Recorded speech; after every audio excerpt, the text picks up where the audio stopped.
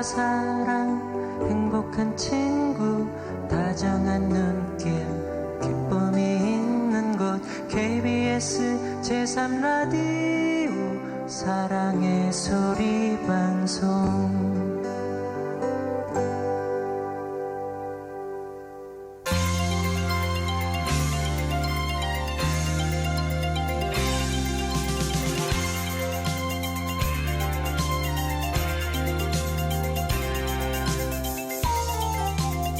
안녕하십니까. 9월 27일 토요일 오늘의 신문 시작합니다. 아나운서 도경환입니다. 성우 이슬입니다. 오늘의 신문 주요 기사 헤드라인 먼저 전해드리겠습니다.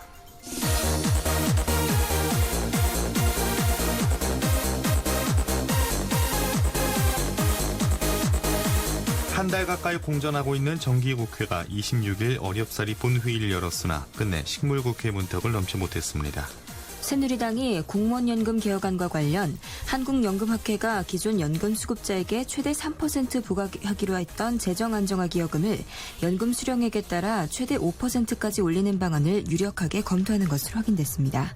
소년희 이나영이 26일 경기 안양 호계체육관 볼링장에서 열린 아시안게임 여자 2인조 경기에서 6게임 합계 2,553점으로 금메달을 땄습니다. 대구 노사정이 기업 유치를 이끌어내기 위해 노사분교가 없는 평화적 노사관계를 이루겠다고 선언했습니다. 이상 오늘의 주요 뉴스였습니다.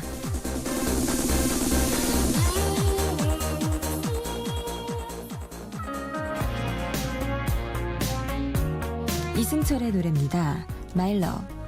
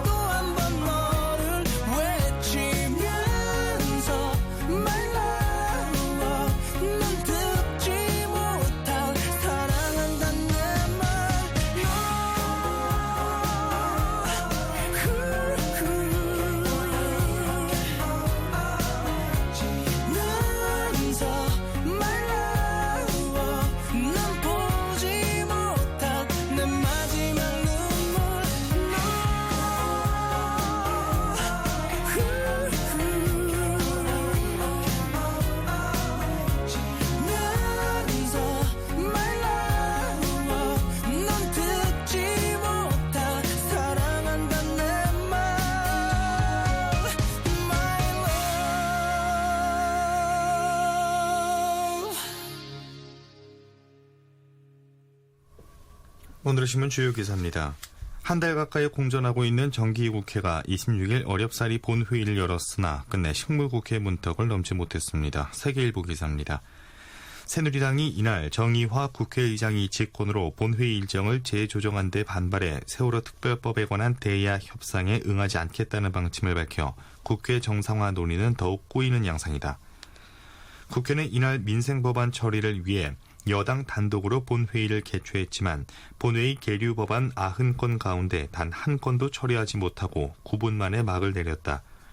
정 의장이 협상을 위한 시간을 조금 더 달라는 새정치민주연합의 요청을 받아들여 본회의 개최를 30일로 연기했기 때문이다.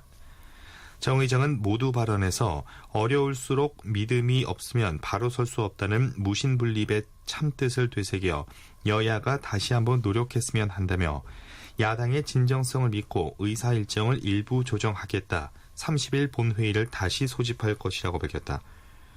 정 의장은 30일에는 본회의를 어떤 경우에도 소집해 부의된 모든 안건을 처리할 것이라고 강조했다.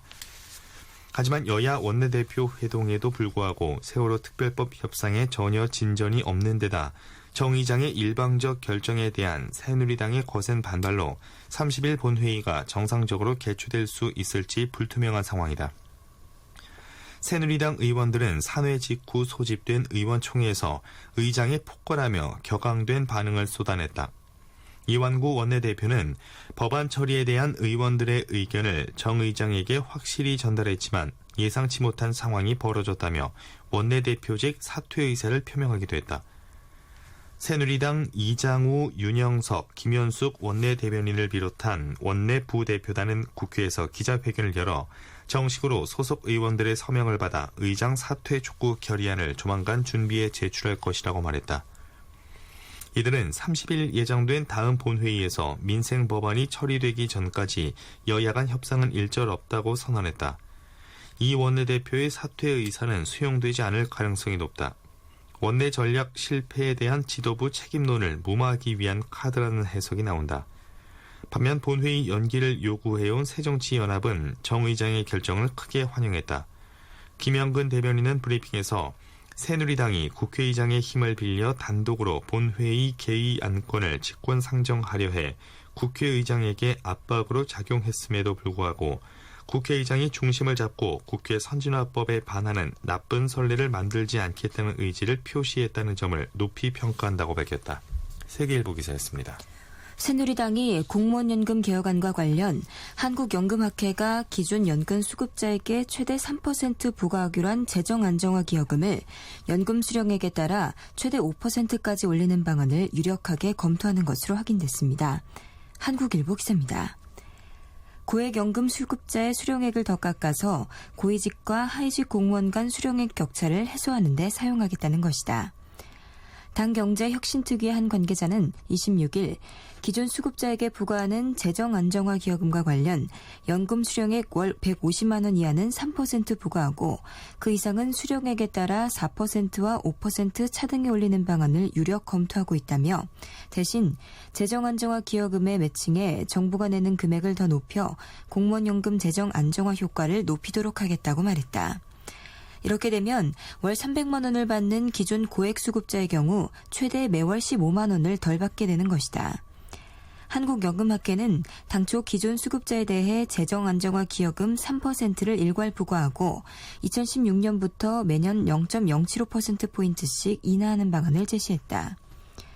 이 같은 방안은 고위직 퇴직자의 월 수령액이 3,400만 원대에 달하는 데 비해 하위직은 150만 원 이하를 받는 등 상하위직 공무원의 수령액 격차가 큰 상황을 해소하기 위한 차원에서 나왔다. 특위는 재직 공무원의 경우 개인별 기여금에 1대1로 대응해서 정부가 같은 금액을 지원해주는 방식을 바꿔서 기여금에 상관없이 균등한 액수를 지원하는 방안도 검토하고 있다. 이 방식으로 정원할 경우 상하위 공무원 간 연금 혜택 격차가 줄어들 수 있다. 특위는 또 현재 월 805만 원에 이르는 연금 적용 소득 상한을 국민연금 수준으로 낮추는 방안도 검토하고 있다. 연금 적용 소득 상한을 낮추면 고액의 월급을 받는 고위직 공무원들의 연금 수령액이 크게 줄어들게 된다. 한국일보 기사였습니다. 소년희 이나영이 26일 경기 안양 호계체육관 볼링장에서 열린 아시안게임 여자 2인조 경기에서 6게임 합계 2,553점으로 금메달을 땄습니다. 경향신문 기사입니다. 이번 대회 볼링에서 나온 첫 금메달이다. 한국은 이 종목 2연패에 성공했고 이나영은 개인전 동메달에 이어 두 번째 메달을 목에 걸었다. 인천 드림파크 승마장에서는 종합마술의 송상욱이 2관왕을 차지했다. 송상욱은 개인전에서 27명의 참가자 중 가장 적은 37.90 감점을 받았다. 그는 나라별 출전 선수 4명 가운데 상위 3명의 점수를 합산해 메달 색깔을 가리는 단체전에서도 금메달을 목에 걸었다. 여자 50m 소총 복사 단체전 금메달리스트 정미라는 개인전에서 은메달을 추가했다. 허민호, 정혜림, 김지환, 김규리가 팀을 이룬 트라이애슬론 혼성팀, 남자 역도 105kg급의 김민재도 은메달을 보탰다. 박태환은 1500m에서 4위로 시상대에 서지 못했지만 혼계형 400m에서 동메달을 획득해 아시안게임 통산 20번째 메달을 목에 걸었다. 한국 선수 역대 최다 메달 신기록이다. 여자 축구는 대만을 1대0으로 누르고 29일 북과 4강에서 격돌한다. 한국은 이날까지 금 31개, 은 37개, 동 36개를 따내 전날 일본에 빼앗긴 종합 2위를 탈환했다. 금 91개, 은 49개, 동 39개의 중국이 1위다. 경향신문 기사였습니다. 대구 노사정이 기업 유치를 이끌어내기 위해 노사분규가 없는 평화적 노사관계를 이루겠다고 선언했습니다. 조선일보 기사입니다. 지역 단위에서 노사정이 공동으로 이 같은 선언을 한 것은 전국 최초다. 대구시 고용노동부, 한국노총 대구지역본부, 대구경영자 총협회, 대구상공회의소, 대구시의회 등 6개 기관 단체 대표들은 26일 서울프레스센터에서 대구 노사정 평화 대타협 선포식을 개최했다. 이들은 이어 체결한 협약을 통해 노동계는 과도한 임금 인상 요구 자제 및 무분규를 보장하고 경영계는 기업 투자 활성화와 좋은 일자리 창출, 고용 증진과 비정규직 고용 개선에 힘쓰며 대구시와 정부는 노사정 신뢰 구축과 협력을 지원하겠다고 약속했다. 대구 노사정이 평화적 노사관계를 선언한 것은 기업 유치와 일자리 창출을 위해서다. 대구시는 과도한 임금 인상을 자제하고 분규 없는 사업장을 조성함으로써 대구가 노사 청정도시라는 이미지를 알리고 이를 통해 기업 투자 유치를 이끌어내기 위해 행사를 마련했다고 밝혔다. 노사정 화합을 통한 지역경제 살리기 움직임은 광주광역시에서도 일고 있다. 광주시는 기아자동차 노조위원장이었던 박병규 씨를 사회통합추진단장에 내정, 기아차 광주공장의 임금을 낮추되 다량의 일자리를 만들어내는 프로젝트를 추진할 계획이다. 조선일보 기사였습니다. 장윤정의 노래 듣겠습니다. 있다 있다요.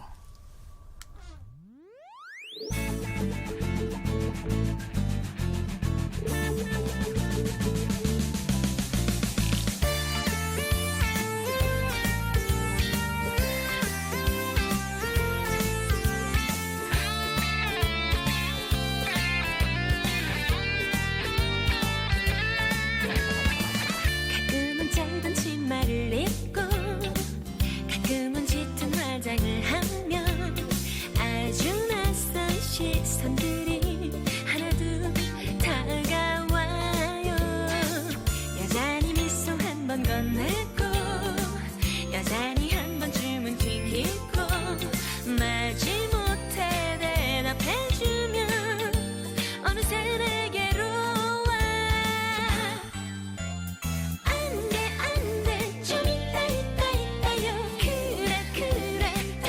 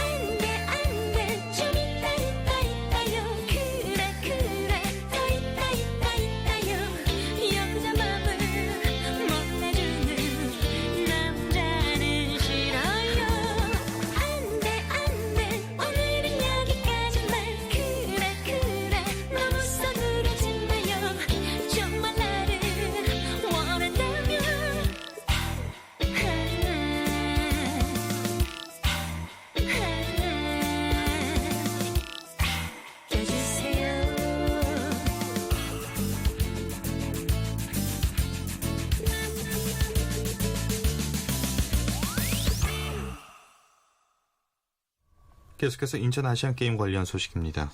박태환이 세계대회 연속 금메달에는 실패했지만 20개의 메달을 채우면서 한국 선수 사상 최다 메달 기록을 갈아치웠습니다. 한겨레 신문 기사입니다. 대회 기간 내내 죄송하다는 말을 반복한 그는 비로소 마음의 짐을 내려놓은 듯 편안해 보였다. 체력이 되고 기회가 되면 다음 올림픽과 아시안게임에 출전하겠다는 의지도 밝혔다. 박태환은 이번 대회에 후원사 없이 나 홀로 레이스를 했다.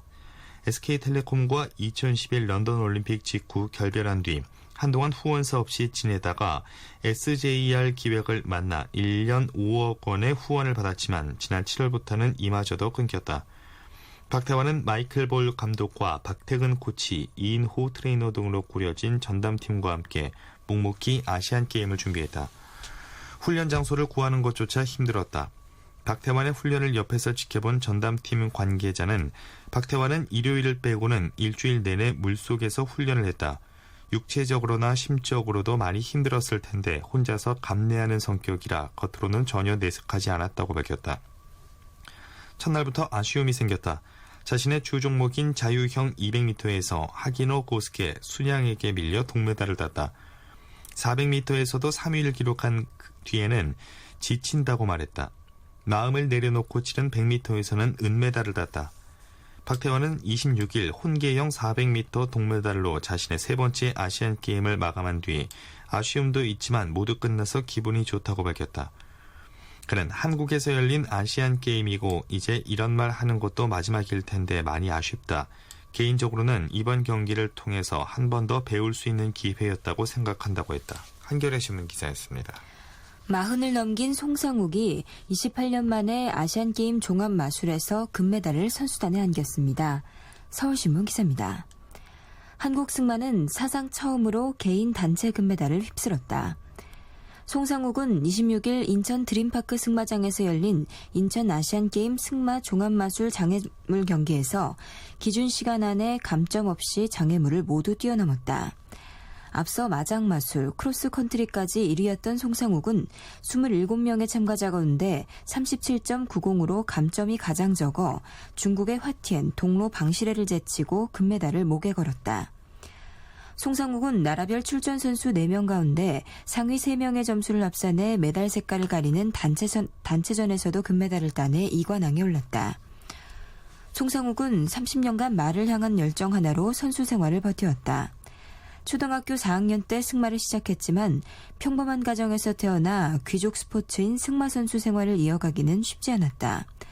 몇 배나 비싼 말을 타고 대회에 나서는 동료들과 매번 힘든 싸움을 벌이며 팀도 여러 번 옮겼다. 송상욱의 대회 2관왕 쾌거는 2006년 도하대회 때 불의의 낙마사고를 당한 고 김영칠의 영전에 바치는 8년 만의 금메달이기도 하다. 당시 장애물 단체전 은메달을 따낸 송상욱은 20년 동안을 함께한 선배 김영칠이 낙마사고로 숨진 뒤 종합마술로 종목을 바꿔 선배의 길을 이었다. 말에만 미쳐 사느라 결혼도 뒷전이었던 그는 11월 27일 뒤늦게 100년 가약을 맺는다. 한편 정미라는 옥년 국제사격장에서 열린 사격 여자 50m 소통 3자제 개인전 결선에서 합계 455.5점을 쏴 456.4점을 기록한 올가 도부군에게 1점이 안 되는 점수 차이로 금메달을 내줬다. 정미라는 선두를 달려 50m 소총 복사에 이은 2관왕도 기대됐지만 마지막 종화를 8.4점에 마치는 바람에 도부군에게 역정당했다. 유서영, 김설아와 함께 나선 단체전 결승에서도 3점이 모자라 중국의 벽을 넘지 못했다.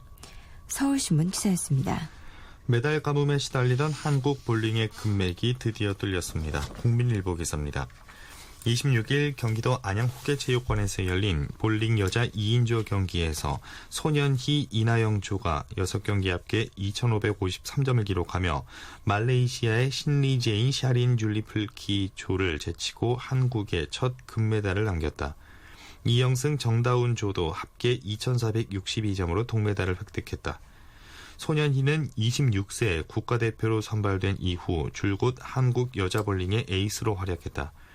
그는 지난해 8월 세계 볼링 선수권 대회에서 3관왕, 10월 동아시아 경기대회에선 전 종목 금메달을 휩쓸며 국내 선수 최초로 국제대회 전관왕에 오르게 됐다. 소년희는 24일 여자 개인전에서 10위에 머물며 잠시 주춤했으나 2인조에서 다시 한번 세계 정상급의 실력을 발휘하며 자존심을 회복했다. 소년희와 짝을 이룬 이나영은 지난해 처음 국가대표로 선발돼 국제대회 경험은 두 번째인 늦깎이 국가대표다. 본인 스스로 5년간 이를 악물었다고 표현할 정도로 피나는 노력 끝에 태극마크를 달았다. 첫 국제대회였던 지난해 세계선수권대회 3인조 경기에서 금메달을 따내며 자신감을 얻은 그녀는 여자 개인전 동메달을 획득하며 이번 대회 최고의 활약을 예고했다. 볼링은 지난 광저우 아시안게임에서 금메달 8개 등 모두 15개의 메달을 휩쓴 효자 종목이다.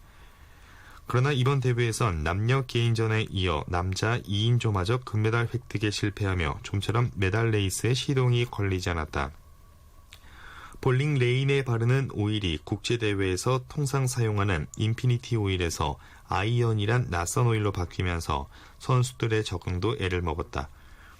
한국 대표팀은 이번 여자 2인조 금메달을 계기로 분위기를 추스르고 다시 금 사냥에 나선다는 각오다. 남자 대표팀도 분위기를 추스르고 27에서 28일 열리는 3인조, 29에서 30일 이어지는 5인조에서 첫 메달과 금메달에 도전한다. 이재호 남자 대표팀 감독은 아직 경기가 많이 남았으니 선수들에게 힘을 불어넣겠다면서 광저우와 같은 상황을 만들어내겠다고 말했다. 국민일보 기사였습니다. 오승근이 부릅니다. 내 나이가 어때서.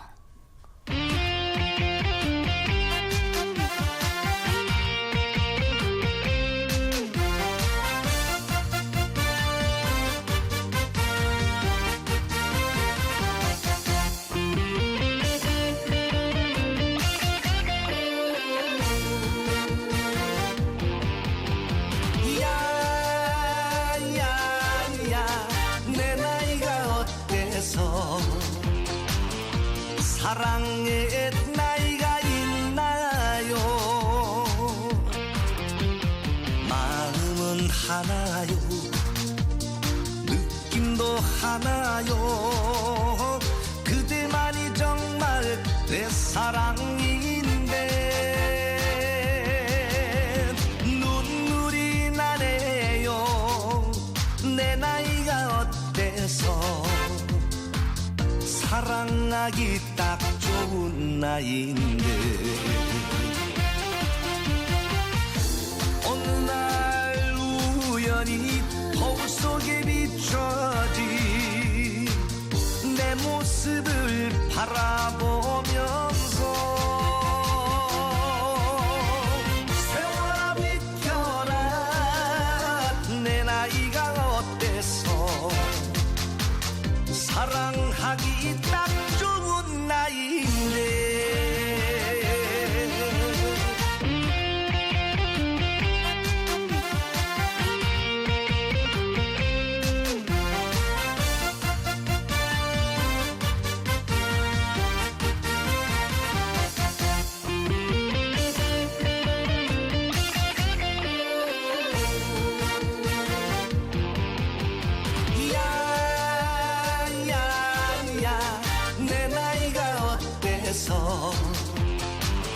사랑의 나이가 있나요? 마음은 하나요? 느낌도 하나요? 그대만이 정말 내 사랑인데 눈물이 나네요. 내 나이가 어때서 사랑하기 딱 좋은 나이인데 어느 날 우연히 거울 속에 비춰진 내 모습을 바라보면서 세월아 비켜라 내 나이가 어때서 사랑하기 딱 좋은 나이인데 사랑하기 딱 좋은 나이인데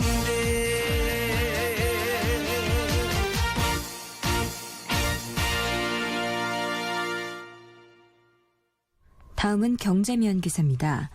바닥을 찍고 반등하는 듯했던 수비 심리가 다시 제자리 걸음을 하고 있습니다.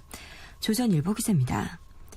한국은행은 9월 소비자 심리 지수가 107을 기록, 전달과 같았다고 26일 밝혔다.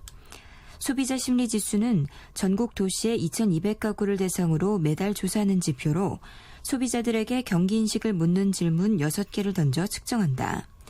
지수가 기준치보다 높으면 긍정적인 답변이 부정적인 답변보다 많다는 의미다. 100보다 낮으면 그 반대다. 올해 소비자 심리 지수는 세월호 참사 이전과 이후로 확연히 갈렸다. 1월에서 4월에는 108에서 109를 기록했다. 세월호 참사 이후인 5월에는 105로 떨어져 8개월 만에 가장 낮은 수준을 기록했다. 이후 정부의 경기부양책 발표로 지난달에는 107 수준으로 올랐지만 이달 들어 다시 제자리 걸음했다. 정문갑 한은 통계조사팀 차장은 소비자 심리에 긍정적인 영향을 미치려면 보다 가시적인 것이 있어야 한다며 정부의 경제 활성화 대책이 입법화되거나 자영업 경기가 나아져야 소비자 심리 자체가 개선될 것으로 보인다고 말했다. 소비심리 상승세가 꺾인 가장 큰 이유는 부동산 경기가 호전될 것이라는 기대에도 불구하고 소비자들이 향후 경기 전망을 전반적으로 어둡게 보고 있기 때문이다. 주택가격 전망은 124로 전달보다 4포인트 올랐으나 현재와 비교해 6개월 뒤 경기가 어떨지를 물어 수치화한 향후 경기 전망은 97을 기록, 전달보다 3포인트 떨어졌다. 조선일보 기사였습니다. 국내 기업들의 매출액이 4년 9개월 만에 가장 큰 폭으로 떨어졌습니다. 동아일보 기사입니다. 한국은행은 26일 상장사 1,505곳과 주요 비상장사 146곳의 2분기 매출액이 지난해 같은 기간보다 2.9% 감소했다고 밝혔다. 이는 2009년 3분기 이후 가장 큰 하락폭이다. 한은 관계자는 워낙 강세로 주요 수출 기업들의 실적이 크게 나빠진 결과라고 설명했다. 실제 업종별로 보면 전기전자, 조선 등 수출 비중이 높은 기업들의 매출액이 크게 줄었다.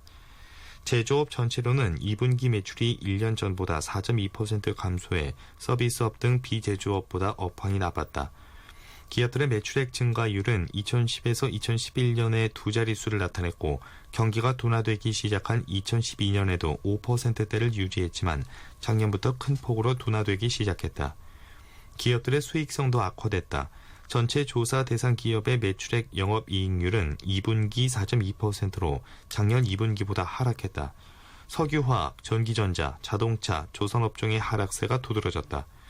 특히 조선업종의 영업이익률은 마이너스 5%로 지난 1분기에 이어 2분기 연속 마이너스를 나타냈다. 동아일보 기사였습니다.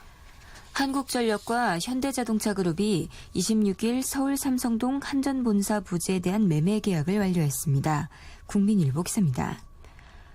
매매 가격 10조 5,500억 원의 10%를 계약보증금으로 낸 현대차그룹은 내년 9월 25일까지 세 차례에 걸쳐 잔금을 완납한 뒤 완전한 부지 소유권을 갖게 된다. 현대자동차, 기아자동차, 현대모비스 등 현대차 그룹 3사는 이날 오전 각각 이사회를 열고 한전 부지를 입찰 가격에 인수키로 결의했다. 이사진이 감정가의 3배가 넘는 거액 입찰로 회사에 손해를 끼친 거 아니냐는 지적이 나오는 상황에서 배임 논란을 해소하기 위한 절차로 해석된다. 이사회는 입찰가 산정 근거, 회사별 자금 여력, 미래 가치 창출 방안 등에 대한 설명과 토론이 이어지면서 2시간 정도 걸린 것으로 전해졌다. 현대차 3사는 이사회에서 3사의 현금성 자산에 여유가 있고 영업활동을 통한 현금 흐름도 양호해 한전부지 인수 및 그룹 통합사업격인 글로벌 비즈니스 센터 건립에 따른 자금상 역량은 제한적일 것이라고 설명했다. 기업별 분담 비율은 현대차 55%, 기아차 20%, 현대모비스 25%로 확정했다. 금액으로는 현대차 5조 8,025억 원, 기아차 2조 1,100억 원, 현대모비스 2조 6,375억 원이다. 각사의 현금 유동성 보유 규모와 통합사역 사용 인원 등을 고려해 분담 비율을 정했다고 한다. 국민일보 기사였습니다. 노래 듣겠습니다. 서지호의 하니하니.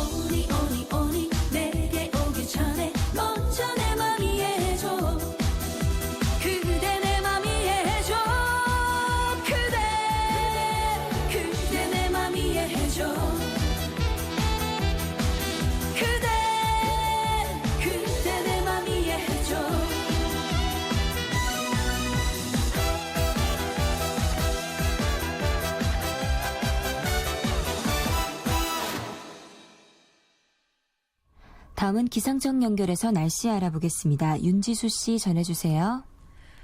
네, 오늘 아침 일부 지역에 안개가 낀 곳이 있었습니다. 큰 일교차와 무관하지 않은데요. 오늘과 내일 일교차는 10도 이상으로 다소 큰 편입니다. 건강 잘 챙기시는 것이 좋겠습니다. 아침에는 서늘하지만 한낮에는 제법 더위가 남아있기 때문에 이 점도 염두에 두시는 것이 좋겠습니다. 오늘 광주와 대구의 낮 최고 기온은 28도, 부산과 제주 27도, 대전, 강릉 26, 서울 25, 인천 지역은 24도 안팎까지 오를 전망입니다. 오늘 중부지방은 구름이 다소 많거나 대체로 흐린 날씨 속에 경기도 서해안과 충청남도 서해안 지역은 낮에 산발적으로 빗방울이 조금 떨어질 텐데요. 일상생활에 지장을 줄 정도는 아닐 것으로 보고 있습니다. 한편 남부지방은 대체로 맑다가 점차 고기압 가장자리에 들면서 가끔 구름이 많이 드리워지겠습니다. 일요일인 내일도 전국적으로 구름이 다소 많이 끼는 날씨가 예상됩니다. 바깥 활동하기에 무난한 날씨가 될 것으로 봅니다. 하지만 다음 주 월요일 충청 이남 지방은 비 소식이 있습니다. 충청 지방이나 전라도 지역은 아침부터 늦은 오후 사이에 비가 내리겠고요. 전라남북도 경상남북도 지역은 오후 들어서 한두 차례 비가 내리겠습니다. 제주도 지방의 경우 밤부터 시작된 비가 화요일까지 이어질 것으로 보이고 또 동풍 때문에 강원 영동 지방은 화요일과 금요일 개천절에 비 소식이 있겠고 전국적인 비 소식은 다음 주 목요일쯤 전해질 것으로 예상이 됩니다. 지금 서울의 기온은 22.3도고요. 날씨 전해드렸습니다. 이어서 자세한 철도교통 상황 알아보겠습니다. 코렐 교통센터의 주인경 씨 안녕하세요. 네, 안녕하세요. 요일 특성상 이른 시간부터 열차 이용객이 꾸준히 이어지고 있습니다. 시간이 지날수록 예밀이 점점 높아지고 있고요. 모든 구간들은 벌써 높은 예밀을 보이면서 하행선 열차 중 용산역에서 출발하는 장항선은 이 시간 현재 다른 구간들보다 예매가 더 많이 돼서 저녁 8시 35분에 출발하는 마지막 열차 단 한 편에만 30석 정도 자리가 남아 있습니다. 그리고 전라선과 중앙선도 오후 5시나 6시대 열차 이후 일부 열차에 좌석 예매가 가능합니다. 이 밖에 경부선과 후남선, 태백선과 경춘선의 ITX 청춘 열차 역시 지방으로 내려가는 열차 중에는 오전에 배차된 열차의 자리가 모두 매진이 돼서 오후에 운행하는 열차를 중심으로 부분적으로 자리를 구하실 수 있습니다. 토요일은 오늘 준비된 상행선 열차도 예밀이 높습니다. 이 시간 현재 태백선은 정동진역에서 밤 11시 55분에 출발하는 마지막 열차 단 한 편에만 100석 정도 자리가 남아 있고요. 경부선을 포함한 이외 다른 구간들도 오전이나 오후에 준비된 열차에 부분적으로 좌석을 예매하실 수 있습니다. 오늘 같은 주말이나 공휴일에는 KTX 열차 이용하시는 분들도 부쩍 많아집니다. 이런 가운데 경부선의 KTX 열차 중에는 영등포역에는 하루 왕복 4회 그리고 수원역에는 하루 왕복 8회 정찰하고 있으니까요. 이 구간에 열차 이용객 있으신 분들은 열차 이용에 참고하시기 바랍니다. 지금까지 코레일 교통정보였습니다. 이승기입니다. 여행을 떠나요.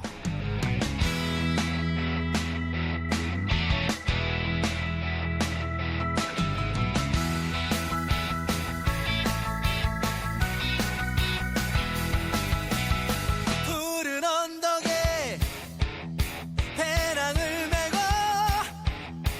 황금빛 태양 축제를 여는 광야를 향해서 계곡을 향해서 먼 동이 트는 이른 아침에 도시의 소음 수많은 사람 빌딩 숲속을 벗어나봐요. 메아리 소리가 들려오는 계곡 속에 흐르는 물 찾아 그곳으로 여행을 떠나요.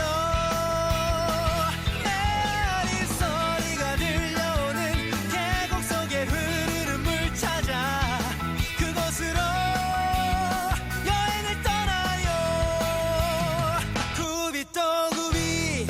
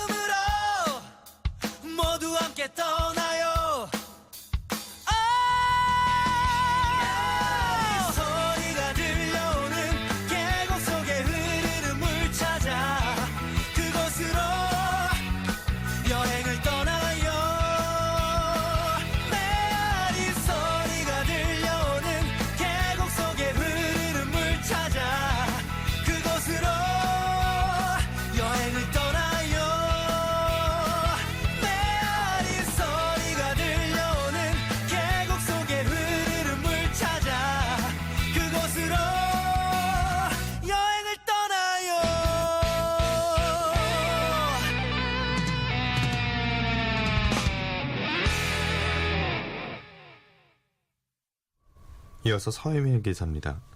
원세훈 전 국가정보원장의 대통령 선거 불법 개입 혐의 등에 대한 1심 무죄 판결을 공개 비판한 성남지원 김동진 부장판사에게 징계가 청구됐습니다. 한겨레 신문 기사입니다.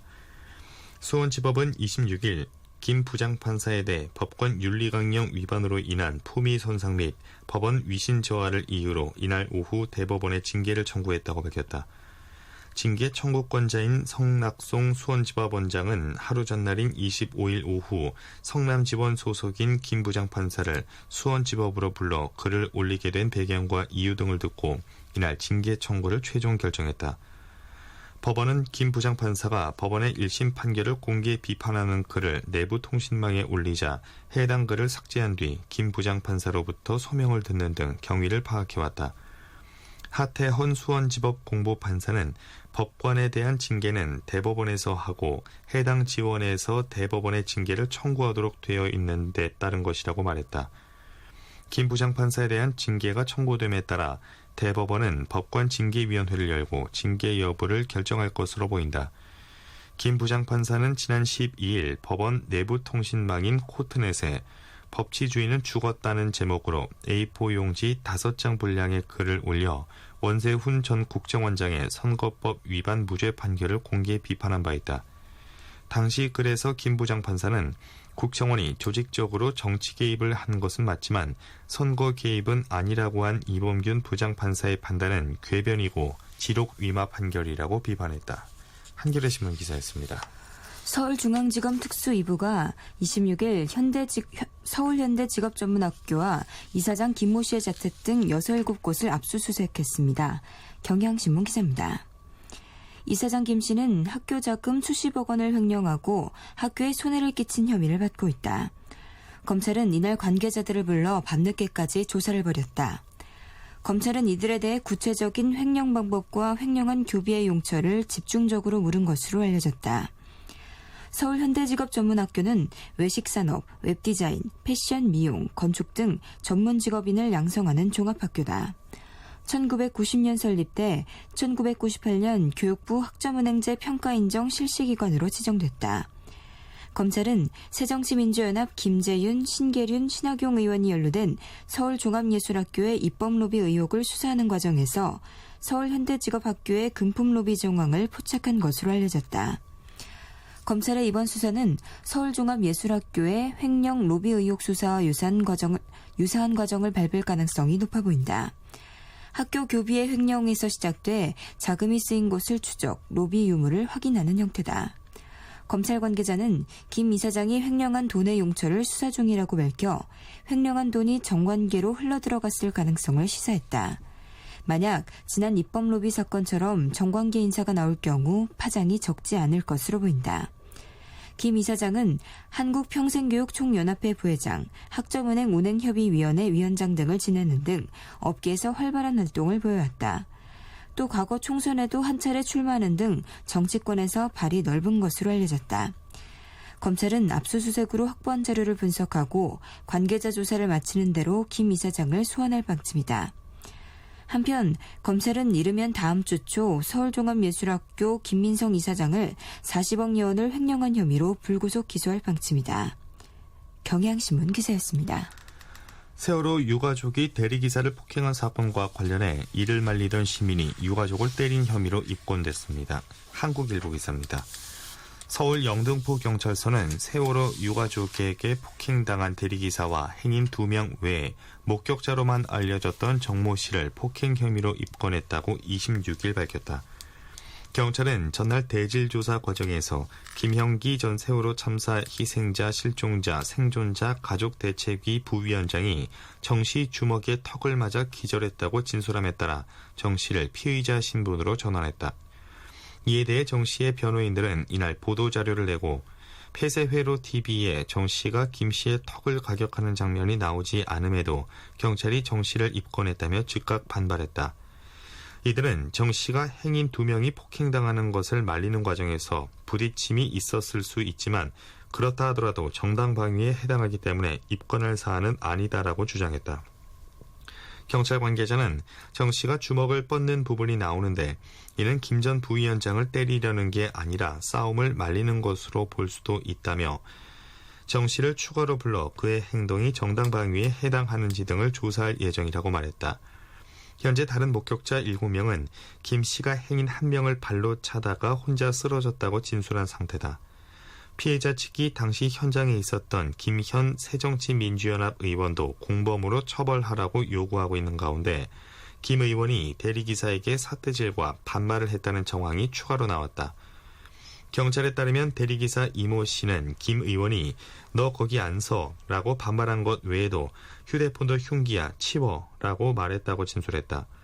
이 씨의 변호인은 다른 콜을 받기 위해 휴대폰을 들고 있었던 건데 김 의원이 이를 가지고 시비를 건 것이라며 이 씨는 휴대폰을 주머니에 집어넣으면서 김 의원에게 당신도 삿대질을 하지 말라고 대응했다고 말했다. 한국일보 기사였습니다. 침몰 사고 당시 세월호 화물 고박이 규정보다 턱없이 부실했으며 이런 상태에선 배가 10에서 15도 기울면 화물 쏠림이 시작됐을 것이라는 전문가의 법정 증언이 나왔습니다. 조선일보 기사입니다.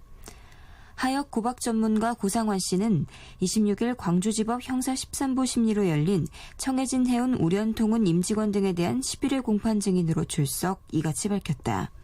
그는 이날 검사가 제시한 세월호 출항 전 차량 고박 사진을 보고 차량 앞이나 뒤에 규정과 달리 밴드 1개씩만 연결돼 있고 차량을 적재할 수 없는 통로에 차량이 밴드도 없이 실려 있다고 말했다.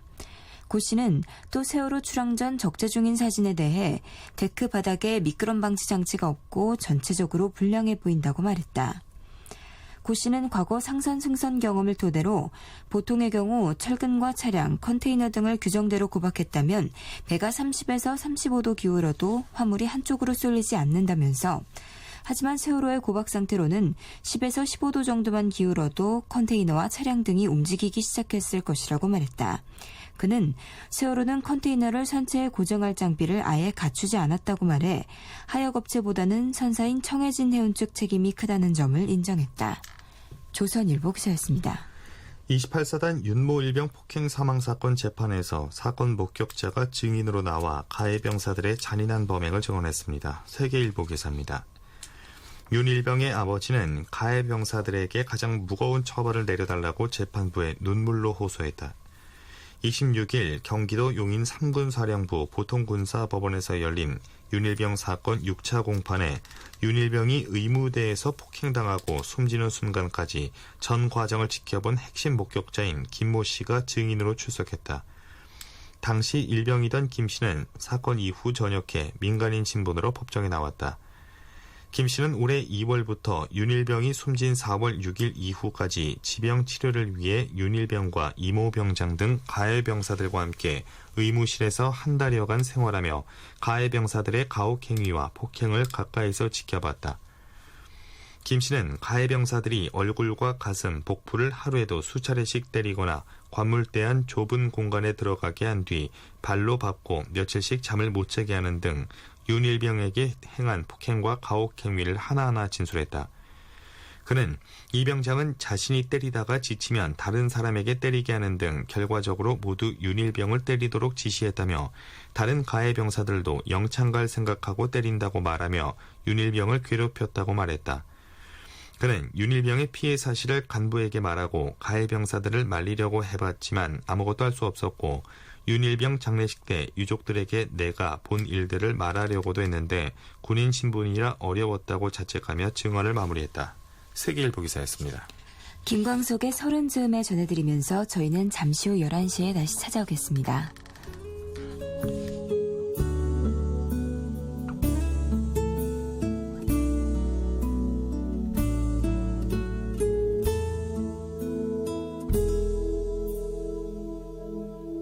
또 하루 멀어져 간다 내 품은 담배 연기처럼 작기만 한 내 기억 속엔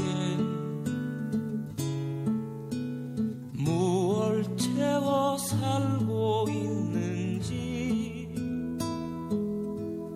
점점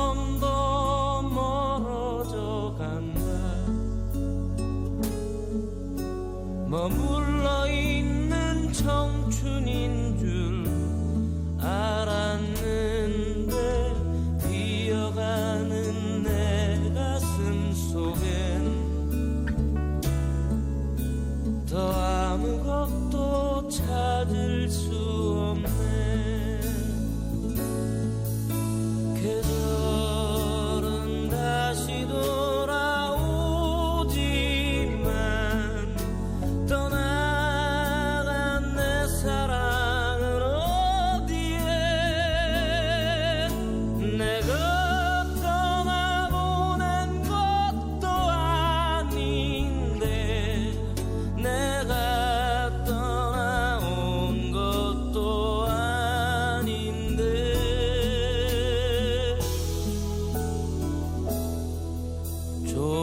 조금씩 잊혀져 간다. 머물러 있는 사랑인 줄 알았는데 또 하루 멀어져 간다. 매일 이별하며 살고 있구나. 매일 이별하며 살고 있구나.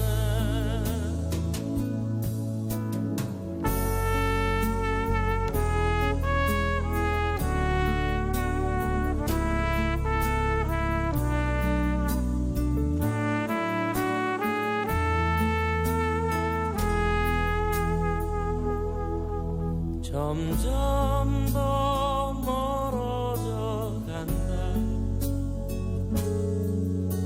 머물러 있는 청춘인 줄 알았는데 비어가는 내 가슴 속에 더 아무것도 찾을 수 없네. 계절은 다시 돌아오지만 떠나간 내 사랑은 어디에. 내가 떠나보낸 것도 아닌데 내가 떠나온 것도 아닌데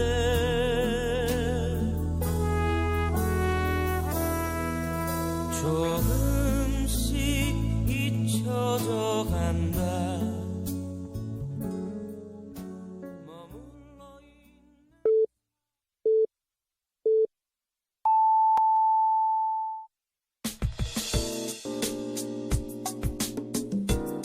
Yeah, 행복한 방송. 외로워 말아요 사랑해요 늘 곁에 있을게요 Yeah, 사랑의 소리. KBS 사랑의 소리 방송 언제나 여기에. 오늘의 신문에 이어서 국제면 기사 전해드리겠습니다. 유엔 총회 참석자 미국 뉴욕을 찾은 하이데르 아라바디 이라크 총리가 기자들에게 최근 체포한 IS 요원들에게서 미국과 프랑스의 지하철을 공격할 계획이 있다고 들었고 이를 양국 정부에 통보했다고 발언한 것과 관련해 미국과 프랑스는 당장 부인했습니다. 서울신문 기사입니다. AP통신은 미 국방부 고위 관계자의 말을 빌려 이번 주 뉴욕에서 미국과 이라크 양국 정부 고위 당국자들 간 공식 회동이 있었는데 그런 이야기는 전혀 없었다고 전했다. 프랑스 역시 공식 입장을 내놓지는 않았지만 그런 정도에 대해 아는 바 없다는 반응이었다. 빌 더블라지오 뉴욕시장은 스스로 지하철을 타고 돌아다니면서 즉각적인 위협은 없다며 시민들을 안심시켰다. 계속된 확인 요청에 아라바디 총리마저 말을 얼버무리면서 이 문제는 해프닝성으로 끝나는 듯한 분위기다. 그러나 IS의 지지세 확장으로 볼 때 마냥 테러 역습 가능성을 무시하기만은 어렵다. 로이터 통신은 IS 지지 세력이 중동을 넘어 무슬림 인구가 많은 인도네시아, 말레이시아, 필리핀 등 동남아시아 지역으로 번지고 있다고 전했다. 1000명 정도의 아시아인이 IS 용병으로 자원했다는 분석도 나온다. 아예 필리핀 이슬람 단체 아부사야프처럼 IS 지지를 선언한 곳도 나오고 있다. 필리핀 군 당국은 IS와 직접 연결된 것은 아니다라고 밝혔지만 IS를 핑계 삼아 이런저런 단체가 무모한 테러를 저지를 가능성도 높다. 이 때문에 유럽연합은 바짝 긴장하고 있다. 가디언은 이날 EU 소속 28개 나라 내무장관들이 긴급 회동을 가졌다고 전했다. IS에 연루된 것으로 추정되는 3천여 명의 유럽인들에 대한 대응책 마련을 위해서다. 비행기 승객 명단, 경찰 범죄자 데이터베이스 등을 활용하는 방안이 논의됐다. 트위터, 페이스북, 구글 등 주요 소셜 네트워크 서비스 회사 관계자들도 참석해 테러 용의자 적발과 테러 홍보 영상 차단 방법 등에 대해 의견을 나눴다. 서울신문 기사였습니다. 미국의 첫 흑인 법무부 수장이 25일 전격 사의를 표명했습니다. 조선일보 기사입니다. 버락 오바마 미국 대통령은 25일 백악관에서 에릭 홀더 법무장관과 함께 기자회견을 열고 홀더의 사임을 받아들이기로 했다며 그동안 최선을 다해 업무를 수행해준 그에게 감사하다고 말했다. 홀더는 재임 기간 동안 40년 만에 처음으로 범죄율과 수감률을 동시에 낮추며 미국 치안 안정화에 기여했다는 평가를 받는다. 그는 회견에서 사임 이유를 정확히 밝히지 않았지만 백인 경찰관이 18세 흑인 청년 마이클 브라운을 쏴 죽이면서 시작된 퍼거슨 시 사태 책임설이 제기되고 있다. 홀더는 오바마와 컬럼비아대 동문으로 핵심 측근이었다. 오바마 일기인 2009년부터 이날까지 5년 8개월간 재임이었다.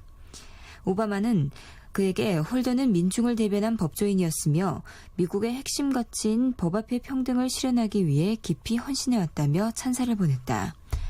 홀더는 떨린 목소리로 오바마에게 감사를 표했다.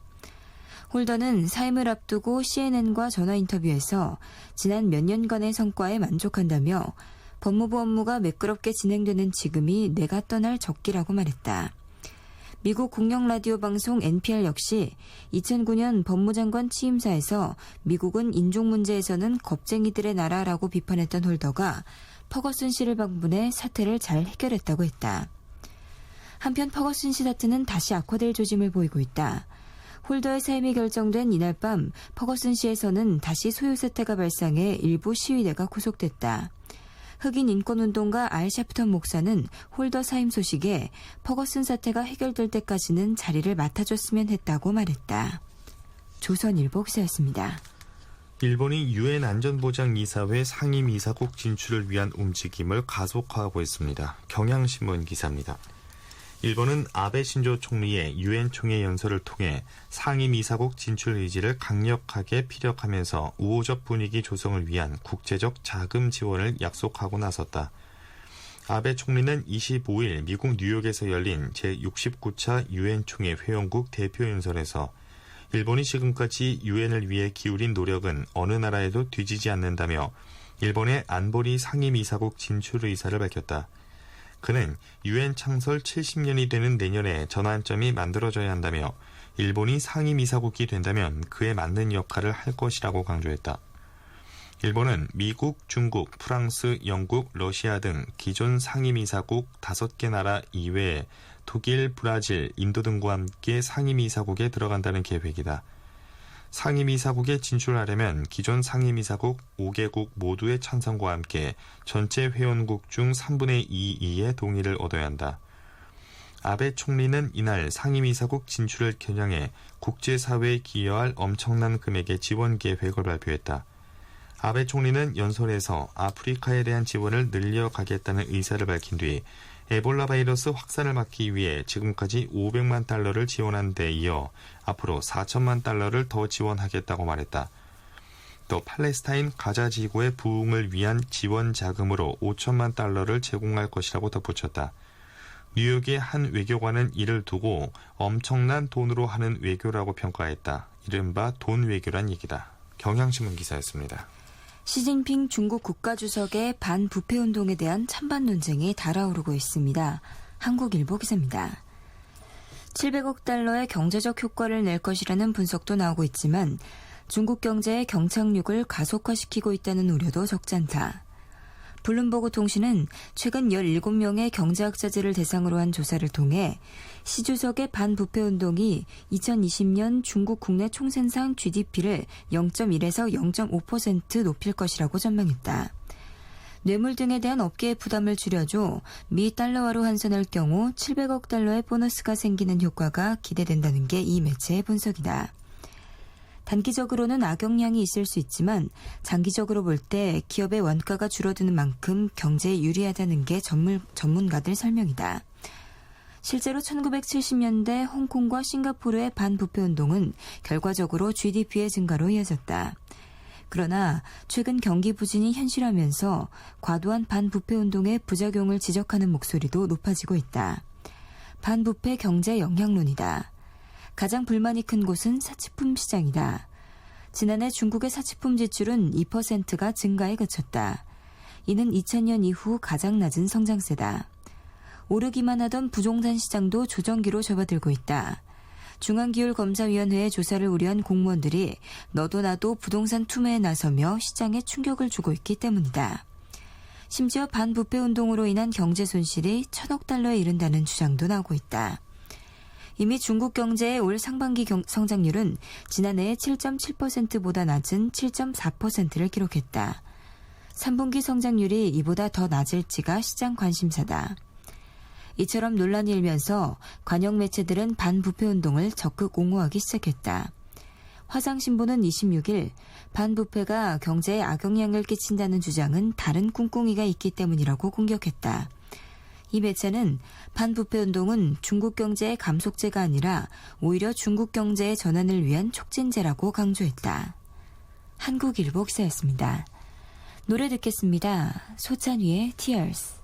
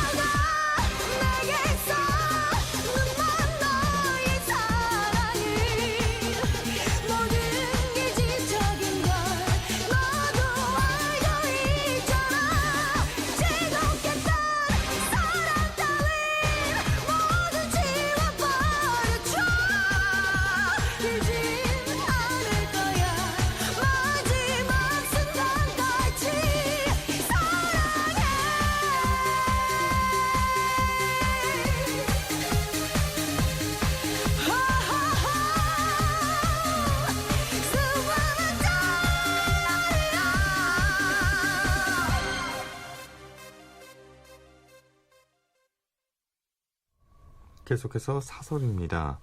질서 있는 증세에 위한 국민적 논의 시작해야 하라는 제목의 중앙일보 사설입니다. 지금 우리나라에서 증세 없는 복지가 가능하다고 믿는 건 두 사람뿐인 듯 싶다. 박근혜 대통령과 최경환 경제부총리다. 그제 한국갤럽의 여론조사에 따르면 증세 없이 복지를 늘리는 것에 대해 응답자의 65%가 가능하지 않다고 했다. 가능하다고 보는 쪽은 29%에 그쳤다. 경제 수준에 비해 복지 수준이 낮은 편이라는 응답이 54%를 차지해 복지 기대 심리가 높았다. 또 복지 증세에 대해 45에서 47%로 의견이 팽팽히 맞선 것도 조세 저항 심리를 감안하면 의외의 결과다. 국민 스스로 저부담 저복지에서 중부담 중복지 시대를 준비하고 있는 것이다. 박근혜 정부는 비과세 감면 축소와 지하경제 양성화로 복지 재원을 조달할 수 있다고 장담했지만 완벽히 실패했다. 최근 담뱃값과 주민세, 자동차세를 올리고도 증세는 아니다고 꼼수를 부리다 역풍을 맞았다. 여기에다 최 부총리는 경기 부양을 위해 팽창 예산을 내놓았다. 벌써 기초연금, 영유아 보육의 거액이 빠져나가고 고교 무상교육 공약도 발등에 불이다. 이런 추세라면 재정 건전성 우려를 넘어 지속가능한 재정이 될지조차 의문이다. 앞으로 얼마나 더 편법 증세가 나올지 궁금하다. 정부는 지난해 세법 개정안의 악몽을 기억해야 한다. 손쉬운 소득세만 건드렸다가 세수 확보는커녕 중산층 서민의 반발로 홍역을 치렀지 않았는가. 이번 담뱃값 인상도 국민 건강을 위한 조치라 공색하게 변명했지만 소득 역진성의 빌미가 잡혀 서민 증세라는 비난을 자초했다. 넓게 보면 우리의 국내 총생산 대비 복지 예산은 10%로 OECD 평균인 21%에 한참 못 미친다. 앞으로 복지 비용은 더 늘어날 수밖에 없는 운명이다. 이에 비해 우리 조세 부담률은 GDP 대비 20%로 OECD 평균인 25%보다 낮다. 어차피 증세가 불가피하다는 의미다. 앞에 갤럽 여론조사에서 나타나듯 우리 국민도 이런 구조를 잘 알고 있다. 단지 정치권만 자신들이 저질러 놓은 불편한 현실을 애써 외면할 뿐이다. 이제라도 대통령이 나서 증세 없는 복지라는 족쇄를 풀어야 한다. 그렇지 않으면 균형 재정을 통해 국가 채무 비율을 GDP 대비 20%대로 낮추겠다는 공약부터 포기 선언을 해야 할 것이다. 지금 가장 합리적인 방안은 대통령이 복지 비용 증가에 따른 증세 필요성을 솔직하게 인정하고 국민적 동의를 구하는 것이다. 납세자에 대한 최소한의 예의를 생각하면 고교 무상교육 등 일부 복지 공약은 과감히 내던지는 용기도 필요하다. 지금처럼 정부가 원칙과 기준도 없이 꼼수 증세만 꺼내는 것은 최악의 선택이다. 조세 형평성과 소득 재분배 기능만 악화시킬 뿐이다. 어차피 중복지를 감당하려면 소득세, 법인세, 소비세 등 국세의 근간을 건드릴 수밖에 없다. 다른 길은 없다. 그렇다면 가장 중요한 것은 단계적이며 질서 있는 증세다. 지금부터라도 어느 쪽에서 얼마나 그리고 어떤 순서로 더 거둘 것인지 모든 방안을 열어놓고 국민적 논의를 시작해야 한다. 중앙일보 사설이었습니다. 다음은 줄어드는 청년 창업, 겉돌고 있는 정부 대책이라는 제목의 한국일보 사설입니다. 정부의 강력한 지원에도 청년층의 창업은 갈수록 줄고 있다. 통계청의 2013년 전국 사업체 조사 결과 20대가 대표로 있는 업체는 전년에 비해 9.7%, 30대는 무려 18.1%나 감소했다. 지난해 전체 사업자 수가 전년 대비 2.8% 증가했음에도 이런 현상이 빚어진 건 20, 30대 연령대에서 창업보다 폐업 내지는 퇴출이 많았다는 의미이다. 반면 50대는 11.4%, 60대는 4.4% 각각 증가해 큰 대조를 이뤘다. 한마디로 창의와 도전 정신으로 뭉친 20, 30대 청년 기업의 수는 쪼그라드는 반면 생계형이 다수를 이루는 50대 이후의 창업은 늘고 있다는 방증이다. 더욱 걱정스러운 건 청년 사업가의 감소 추세와 함께 IT 등 혁신형 창업보다는 먹거리 위주의 생계형 창업이 중노년층뿐 아니라 젊은 세대에서도 급증하고 있다는 점이다. 최근 신용보증기금과 기술보증기금의 보증 지원을 받은 청년 창업 기업을 조사한 결과 전체의 56.4%가 휴대전화 대리점, 인터넷 쇼핑몰 등 도소매 업종에 속해 있다. 상대적으로 쉬운 유통업보다는 첨단 기술 영역에서 새로운 성장 동력 발굴에 기여해야 할 청년 창업의 미래가 암담한 실정이다. 정부도 사태의 심각성을 깨닫고 지난해 5월 혁신형 창업 지원 명목으로 벤처 창업자금 생태계 선순환 방안을 내놓았다. 이를 위해 역대 최대인 2조 원의 지원 자금을 쏟아붓고 있다. 또 내년 벤처 창업 활성화 예산을 올해보다 21.5% 늘려 3,853억 원으로 책정했다. 그런데도 창업붐이 크게 일지 않고 있는 건 정부의 지원 대책들이 현장에서 겉돌고 있다고 볼 수밖에 없다. 창업붐 조성 못지않게 중요한 게 창업 내실화다. 생경 창업은 10곳 가운데 7곳이 3년 후 망하는 게 현실이지만 기술과 지식에 기반한 혁신형 창업은 생존율이 50%가 넘고 사회 전체의 부가가치 생산에도 크게 기여한다. 하지만 이를 북돋아야 할 정부 정책 지원 자금은 투자금 회수에 치중하다 보니 위험성이 큰 신생벤처보다는 자금 사정이 넉넉한 중고벤처 쪽으로 몰린다. 기술이 좋아도 신용등급이 낮아 보증이 거절됐다는 신생벤처들의 하소연이 현장에서 흔하게 들리는 이유다. 창업과 관련한 정부 지원체제 전반을 되돌아볼 때다. 돈만 푼다고 될 일이 아니라는 말이다. 지원의 실효성 제고와 함께 고용 창출 효과가 큰 혁신형 청년 창업붐을 일으킬 방안을 더욱 고민해야 한다. 정부가 직접 하기 어렵다면 민간에 위탁해 고위험 벤처 사업에 정책 지원 자금이나 시장에 투자 자금이 흘러들어가는 창업 생태계 형성을 유도하는 것도 고려해 볼 만하다. 미국의 실리콘밸리처럼 모험적인 젊은이들의 대박 스토리가 쏟아지지 않으면 혁신형 창업의 미래는 어둡다. 한국일보 사설이었습니다. 서른도가 부릅니다. 누이.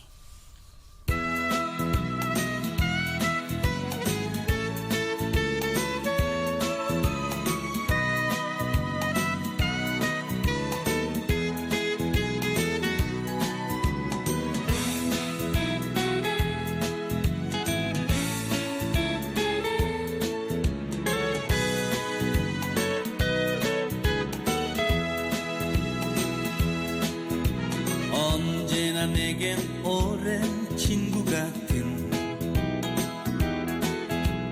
사랑스런 누이가 있어요. 보면 볼수록 매력이 넘치는 내가 제일 좋아하는 누이. 마음이 외로워 하소연할 때도 사랑으로 내게 다가와 예쁜 미소로 예쁜 마음으로 내 마음을 달래주던 누이. 나의 가슴에 그대 향한 마음은 언제나 사랑하고 있어요.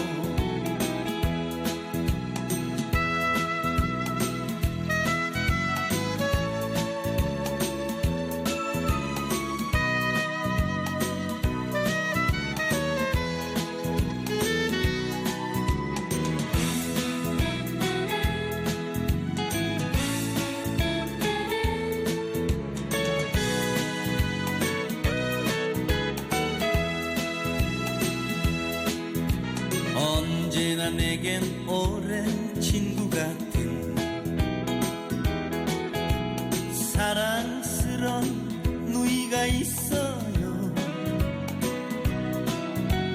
보면 볼수록 매력이 넘치는 내가 제일 좋아하는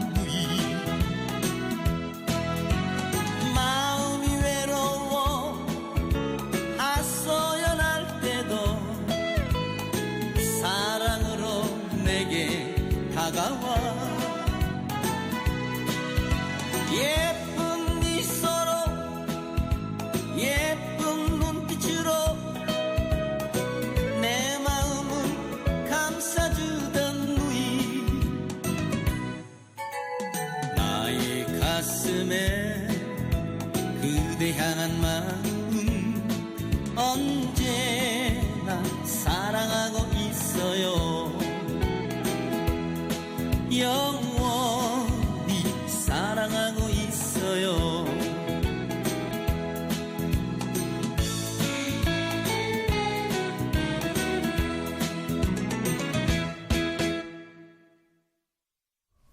이어서 오늘의 인천 아시안게임 관련 기사입니다.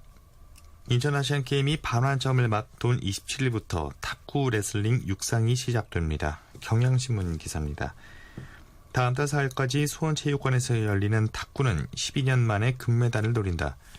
2002년 부산 대회까지 5회 연속 금메달을 따오다가 2006년 도하, 2010년 광저우 대회에서 금빛 스매싱을 하지 못했기 때문이다. 주세혁은 한국 탁구는 낭떠러지까지 왔다면서 이번에도 금메달을 못 따면 더 어려워질 것이라고 말했다. 객관적인 전력상 한 명을 제외하고 모두 세계 랭킹 10위에 들어있는 중국이 다수의 금메달을 가져갈 것으로 보인다. 유남규 남자 대표팀 감독은 단체전이 잘 되면 개인전도 기대할 수 있다고 말했다.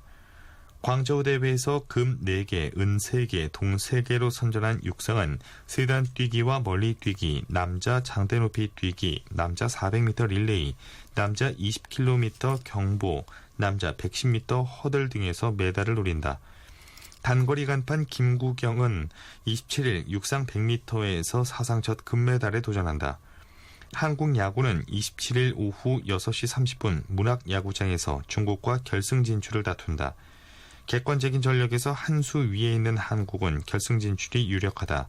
한국이 이기면 28일 일본 대만전 승자와 결승전을 치른다. 남자 축구는 28일 오후 5시 문학구장에서 일본과 8강전을 치른다. 경향신문 기사였습니다. 한국 레슬링이 인천 아시안게임을 확실한 부활 무대로 삼고 27일부터 금빛 구르기에 나섭니다. 한국일보 기사입니다. 레슬링에는 남자 그레코로만형과 자유형 각각 8체급, 여자 자유형 4체급 등 모두 20개의 금메달이 걸려있다. 18개 체급에 출전하는 대표팀은 5개 이상의 금메달을 노린다. 레슬링은 한국의 대표적인 효자 종목이다. 올림픽에서 건국 이래 첫 금메달을 딴 종목이자 역대 아시안게임에서 세 번째로 많은 49개의 금메달을 수확했다. 특히 1986년 서울 아시안게임부터 2006년 도하대회까지 매번 5개 이상의 금메달을 캐며 6회 연속 종합 우승을 차지했다. 승승장구하던 레슬링은 2008년 베이징 올림픽과 2010년 광저우 아시안게임에서 노골드 수모를 당했다. 그러나 2012년 런던 올림픽에서 김연우가 금메달 1개를 수확하며 부활 조짐을 보였고 이듬해 세계선수권대회에서 금 2개, 은 1개, 동메달 1개로 종합 2위를 차지했다. 그리고 올해 인천에서 레슬링의 위상을 다시 한번 입증하겠다는 계획이다. 대표팀 간판 김연우는 그레코로만형 75kg급에서 금메달을 목에 걸고 커리어 그랜드슬램을 달성하겠다는 각오다. 또 지난해 세계선수권대회 우승자인 66kg급 유한수와 2004년 아테네 올림픽 금메달리스트 71kg급 정지현도 우승을 자신하고 있다. 이 밖에 59kg급 김영준과 85kg급 이세열 등도 기대주로 꼽힌다.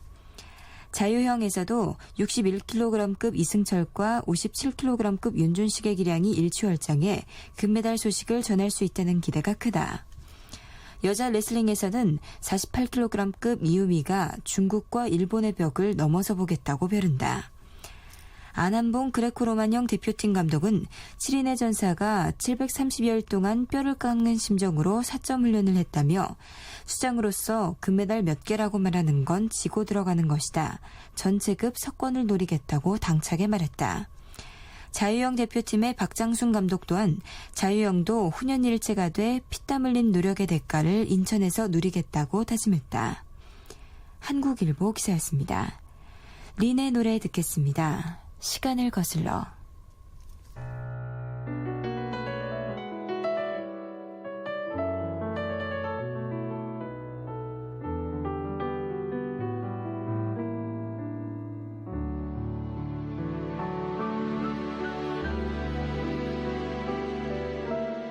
구름에 빛이 느려지고 창가에 요란히 내리는 빗물 소리만큼 시린 기억들이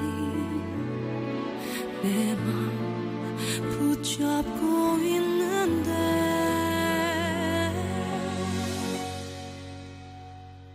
갈수록 짙어져간 그리움에 잠겨 시간을 거슬러 갈 순 없나요? 그때처럼만 그대 날 안아주면 괜찮을 텐데 이젠 젖어든 빗길을 따라가 함께한 추억을 돌아봐 흐려진 빗물에 떠오른 그대가 내 눈물 속에서 차올라와 갈수록 짙어져간 그리움에 잠겨 시간을 거슬러 갈 순 없나요? 그때처럼만 그대 날 안아주면 괜찮을 텐데 이젠 흩어져가 나와 있어주던 그 시간도 그 모습도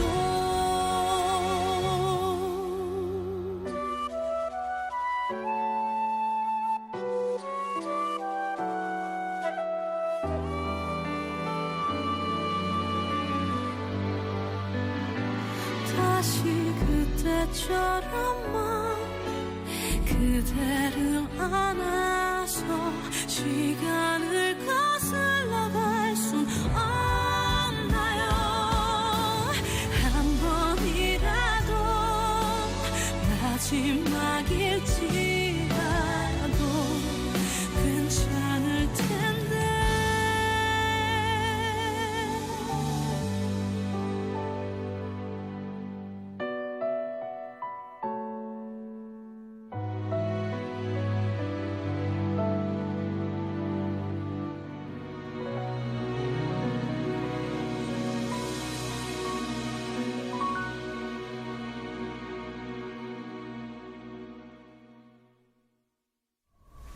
이어서 조각 기사입니다.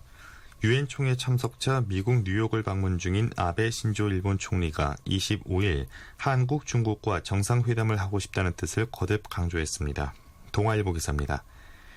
하지만 한일 양국 외교장관은 이날 뉴욕 유엔 본부에서 만나 양국 정상회담에 관해 이야기를 나눴지만 일본군 위안부 문제에 대한 견해차만 확인한 채 거리를 좁히지 못했다.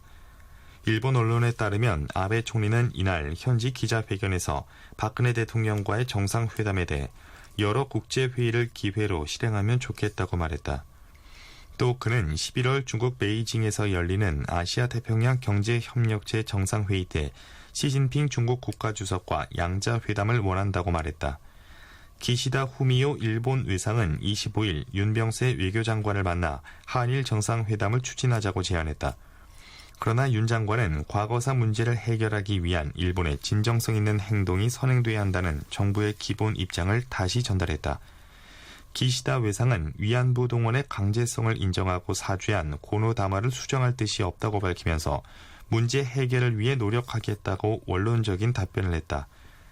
하지만 스가 요시히데 일본 관방장관은 이날 도쿄에서 열린 정례 기자회견에서 일본의 입장은 구체적인 해결책을 제시한다든가 하는 게 아니라 지금까지 일본 입장을 끈기 있게 설명하고 이해를 구하는 것이라고 잘라 말했다. 한국이 요구하는 대응은 없다는 의미냐는 기자들의 확인 질문에 없다고 답했다. 한편 아베 총리는 이날 유엔 총회에서 영어로 기조연설을 하며 일본이 분쟁 상황 속에 성폭력을 없애기 위해 노력하고 세계 각지에서 상처받은 이 여성들의 자립을 지원하겠다고 밝혔다. 그러면서도 일본군 위안부 문제는 언급하지 않았다. 동아일보 기사였습니다. 지난해 은퇴한 50대 베이비붐 세대들이 창업에 대거 뛰어든 것으로 조사됐습니다. 국민일보 기사입니다. 이들의 창업은 주로 진입장벽이 낮은 도소매업이나 숙박, 음식점업에 집중됐다. 그러나 이미 시장이 포화 상태여서 점포 주인만 계속 바뀌는 폭탄 돌리기식의 영세 창업 성공률은 갈수록 낮아지고 있어 베이비부머들이 은퇴 자금마저 날릴 것이란 우려가 커지고 있다. 통계청이 26일 발표한 전국 사업체 조사 결과에 따르면 지난해 말 기준 전국 사업체 수는 전년보다 2.1% 늘어난 367만 9천 개를 기록했다. 이 중 50대가 대표인 사업체는 전년 대비 11.4% 늘었다. 전 연령대 통틀어 증가율이 가장 높았다. 반면 30대 대표 사업체는 18.1%, 20대 대표 사업체는 9.9% 각각 줄었다. 50대가 대표인 사업체 수는 전체의 38%로 모든 연령대 중 비중이 가장 컸다. 여성 대표자 비중은 37.8%로 통계청이 성별을 구분해 조사하기 시작한 1997년 이래 최고치를 기록했다. 산업별로 봤을 땐 도소매업이 가장 크게 늘었다. 전체 증가분에 기여한 비율로 따지면 24.2%였다. 다음으로 제조업, 숙박, 음식점업이 뒤를 이었다. 제조업을 제외하고는 특별한 기술 없이 쉽게 시작할 수 있는 사업이 상위권을 차지했다. 창업은 소규모 사업에 집중됐다. 종사자가 5명에서 99명 사이인 사업체가 전년보다 5.4% 늘어 증가폭이 가장 컸다. 1인에서 4인 사업체도 1.4% 늘었다. 오삼규 통계청 경제총조사과장은 50대 대표 사업체가 크게 늘어난 데에는 베이비부머 창업 열풍과 고령화가 영향을 끼쳤다며 베이비붐 세대가 창업할 때 진입장벽이 낮은 사업을 많이 선택해 소규모 사업체가 늘었다고 설명했다. 2021년까지 연평균 20만 명으로 예상되는 베이비부머 퇴직이 본격화되면서 이 같은 현상은 심화될 전망이다. 특히 퇴직 장년층은 음식점, 소매업 등 진입장벽이 낮은 업종에 과잉 진입하고 있는 게 현실이다. 이들의 소득은 오히려 뒷걸음질 치고 있다. 소상공인 평균 월 매출은 2010년 990만 원에서 지난해 877만 원으로 줄었다. 국민일보 기사였습니다. 박상민의 멀어져간 사람아 전해드리면서 9월 27일 오늘의 신문 여기서 마치겠습니다. 지금까지 아나운서 도경환, 성우 이슬이었습니다. 안녕히 계십시오. 계십시오.